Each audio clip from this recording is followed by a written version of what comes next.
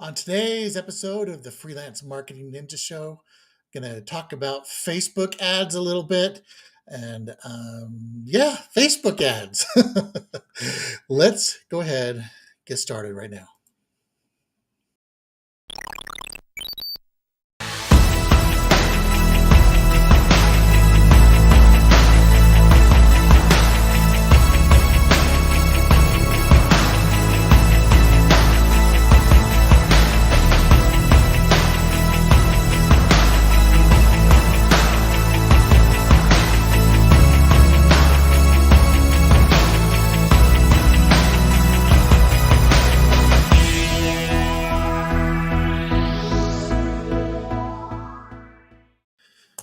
Welcome to the Freelance Marketing Ninja Show. I'm your host, Eric Stephenson, coming at you on a beautiful day from Salt Lake City, Utah, on a Sunday, no less. And this is episode number 44 of the Freelance Marketing Ninja Show.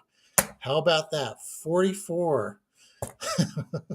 we're almost as old as I am. That's pretty interesting. Anyway, so yeah, my intro, laughing nervously about Facebook ads, and want to kind of explain why, right? Because yesterday I detailed some of the frustrations I had in the past with Facebook ads, and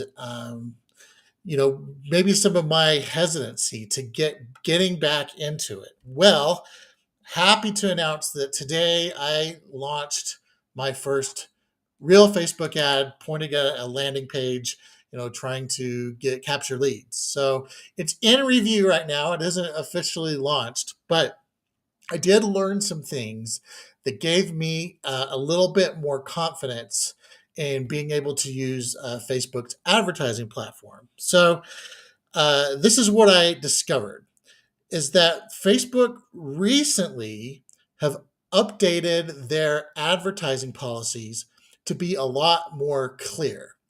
So in the past, and when I got started with Facebook advertising, Facebook maintained a set of hidden policies that they didn't publicize as well, right? And as I understand it, their reasoning was that if they made the policies really transparent, then really creative marketers would find ways around those policies, which, is probably fair. Marketers get creative, they find workarounds, they find ways to work around things, but not making the policies really transparent made it hard, really difficult for a lot of people because they would get ads declined and they would get their accounts shut down without anybody understanding why. Well, with this new change, with Facebook actually being much more transparent about their policies, that gives me a lot more confidence to jump back into Facebook ads, right?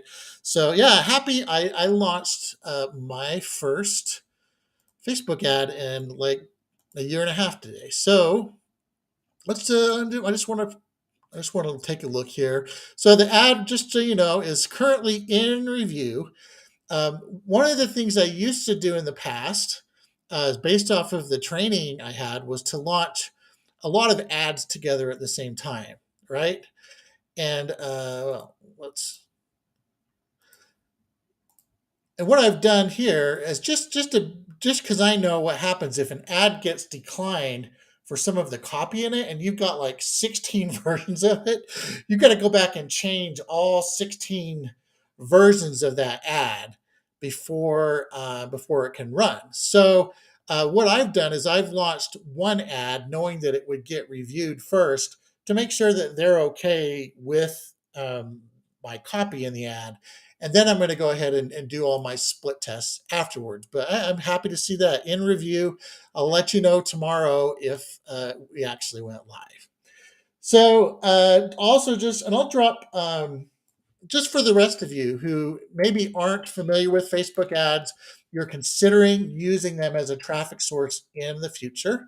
I'm going to drop these links. I'm going to drop these links in the comments, but I would really familiarize yourself with both the Facebook community standards, which is on this page here. We're not going to read through it. It'd probably be a waste of our time here on video. And then the Facebook ad policies. I would get very familiar, read them probably 2 or 3 times. But the really cool thing is that they've really done a much better job of telling you what is acceptable and what's not acceptable on these advertising policies. I would also highly recommend that in addition to reading those, try to find a reliable source that's an expert in the policies. I'm not claiming to be an expert in the policies. I'm just getting back into it.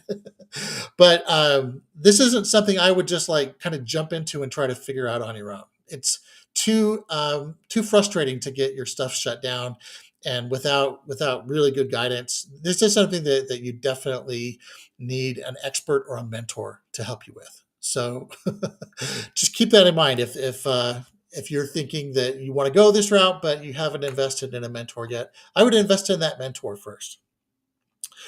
Anyhow, I just wanted to kind of share my excitement that I'm getting back into this. And that brings us to the BTOT. That's right, it's the beginner tip of the day.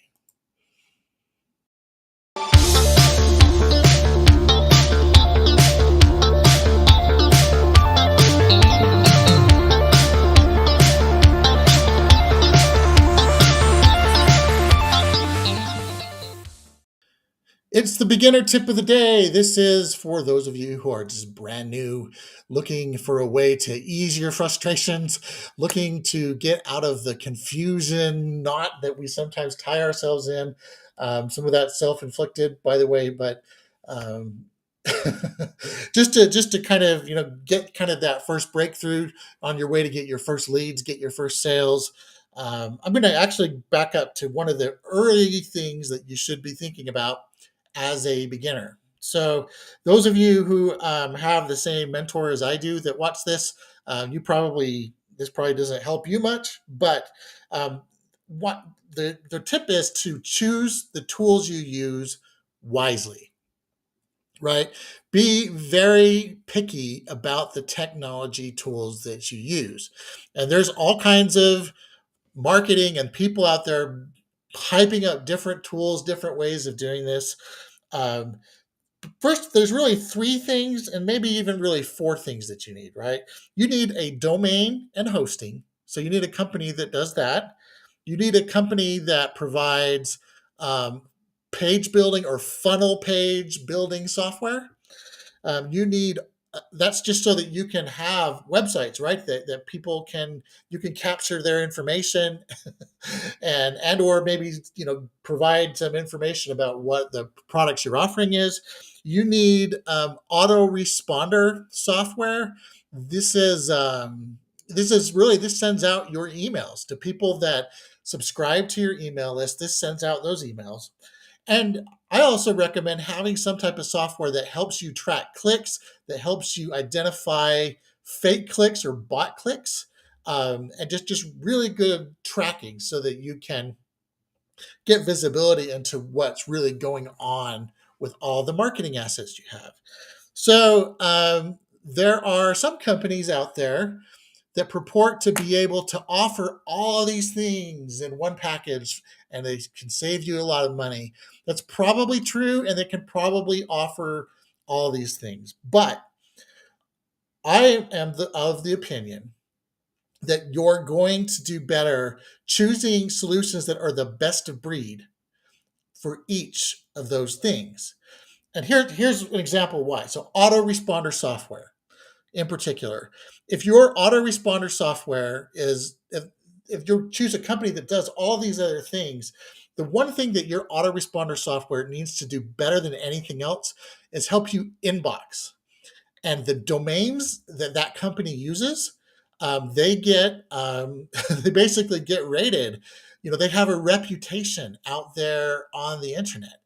And so if you do choose an all-in-one solution, that's the one thing I would really dig into is what kind of a reputation do does that company have in sending out emails? Because if you're sending out emails that aren't even landing in people's inboxes, why are you even bothering to write the emails, right?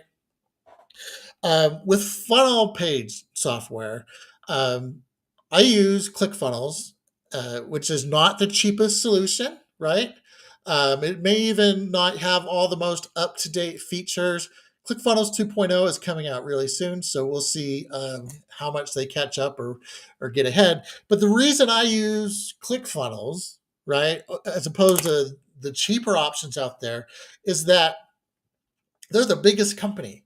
They're the biggest company out there by far, meaning that they've got the money and the resources to stay in business, right? We know that they're charging enough to be very profitable. Companies that are very profitable tend to stay in business. Well, if you cut the price so drastically of your software, you may not be as profitable, right? And I can't imagine having just tens or hundreds of different pages that you have out there on the internet all of a sudden being shut down one day because that company goes out of business. So I'm fairly certain, I'm actually very confident that would never happen with ClickFunnels, but with some of the other small startup companies, that's a risk that you take. Just keep that in mind, right? And as far as the domain and hosting, I think that can probably be done a lot of different places. But yeah, you want inexpensive domains. You want one place you can go to manage, several domains. That's hugely important, and a place that you can get really good, just for even all of these, really good customer service. Because something inevitably goes wrong with these tools, something inevitably breaks or doesn't work the way you think it should, and you need customer service. In fact, just the other day, I think I told you about this. I went and accidentally deleted all of my websites. I was trying to delete a couple of files and I fat fingered something, and it took me about a day or two to get back my email on that domain and the websites, right? And the customer service people were excellent in that. They delivered and on helping me get that back. And if I'd chosen a company that didn't have good customer service, um, I may be having to recreate all kinds of stuff still. And thankfully I don't. Anyways, that is today's Freelance Marketing Ninja Show. Hope you're enjoying your weekend, and I hope I'll catch you on a future episode. Freelance Marketing Ninja Show. Take care.